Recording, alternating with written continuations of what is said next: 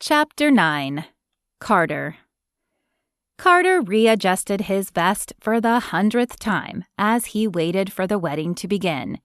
He looked good, and he didn't even mind the pants or the shirt, though the collar was too stiff for his liking. But the vest was awful. It kept riding up his back when he moved his arms, so that the bottom of his shirt would stick out and make him look 10 pounds heavier. Whoever had designed vests for weddings ought to be hung out to dry as far as he was concerned. "Not the most comfortable thing, is it?" Tucker asked in a hushed voice as he leaned closer to Carter. "No, it's not." He tugged on the bottom again. "Do we really have to wear these?" "For the wedding and the pictures, yes. But I bet Jefferson won't care if we take them off for the reception. Just try to think of it like your uniform. It's not the most comfortable thing, but you can wear it for a few hours, right?" Carter sighed and nodded. Football uniforms were not comfortable, but the one edge they had over this stupid vest was that they made him look better than reality, not worse. The shoulder pads broadened the look of his shoulders, and the tight pants showed off his developed muscles. This vest did neither. But if he could suffer through it, he was certain he could score some quality time with April that would make up for it. It had been a busy couple of weeks for him, with training camp starting, and he hadn't gotten to spend as much time with her as he would have liked. Although the very fact that he wanted to spend more time with her should be troubling him, since he didn't believe in relationships, he told himself it wasn't serious. They were just having fun, and he could walk away whenever he wanted. There was a knock on the door, and then the pastor's head appeared. "Is everyone ready? It's time." "Guess that's our cue," Jefferson said, standing and smoothing his tux. "Thank you all for standing up there with me." As his eyes focused on each person in turn, Carter hoped he wasn't about to get sappy. Emotional women were hard enough to deal with, but emotional men? He shivered at the thought. "We wouldn't have it any other way," Blaine said, clapping a hand on Jefferson's shoulders. "Now, let's go get you married." The men filed out of the room and toward the sanctuary. Jefferson and Blaine, being the best man, headed toward the stage while Tucker, Mason, and Carter waited for the women to show up.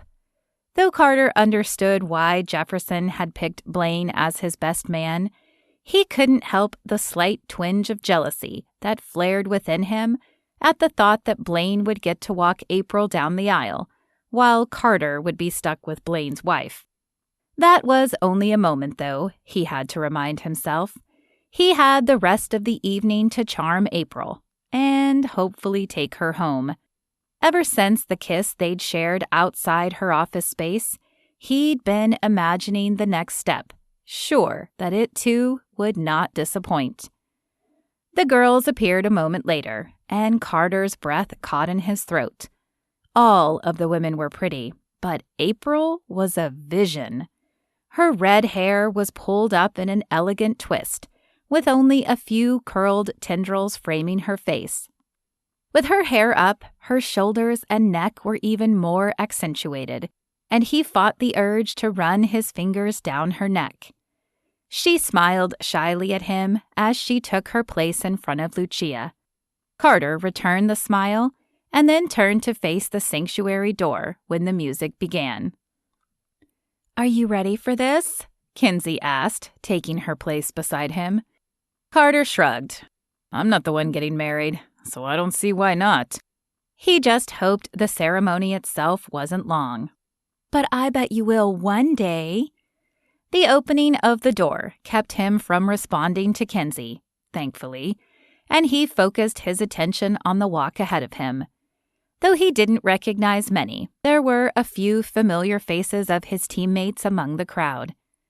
When they reached the front, he took his place beside Tucker and turned to watch April enter.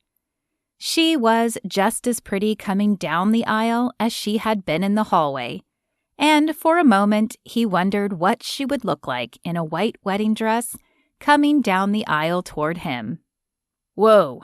He blinked and shook his head. Why on earth was he thinking that? It had to be because he was at a wedding. Nothing more.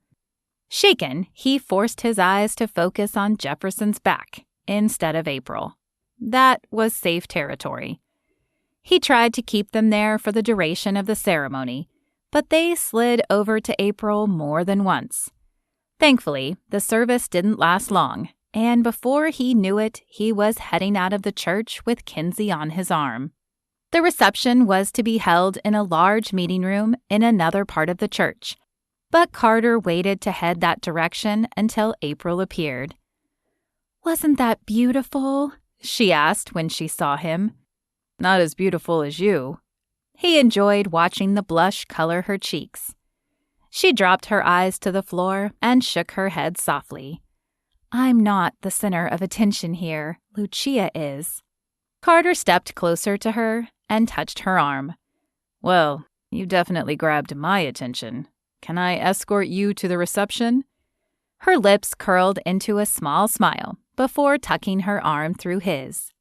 "I would like that." Together they walked to where the reception was being held.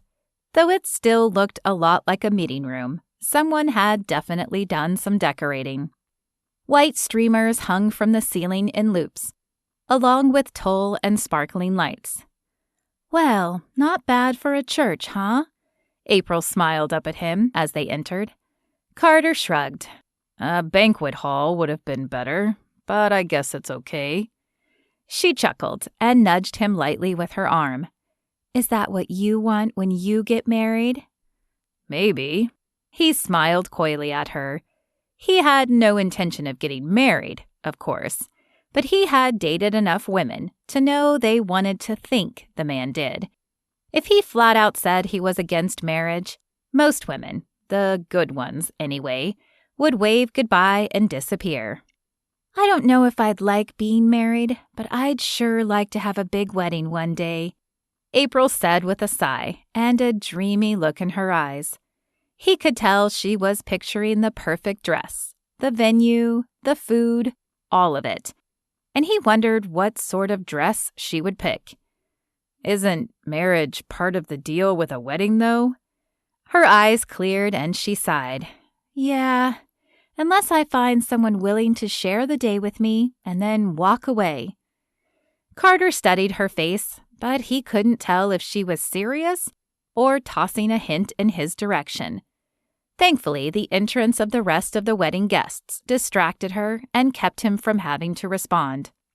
As they continued to the head table, though, he pondered her words. It was an interesting concept, though it seemed a massive waste of money.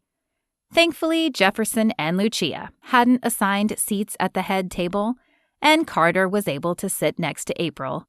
They didn't get to talk much between the food and the constant interruptions for pictures and stories, but finally it came time for the dancing. Carter knew he had moves, and as soon as the floor opened for others to join, he held his hand out to April.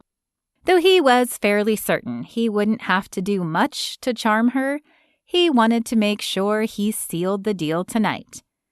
"So, I finally get to see those moves you pull on the field up close, huh?" April asked as he led her to the floor. He pulled her to his chest and smiled down at her, whispering, "Up close and personal," before sending her spinning under his hand. Her face was bright and giddy when she faced him again. "They're even better than I thought." And with the look on her face, he knew he had her. "You haven't seen anything yet, baby."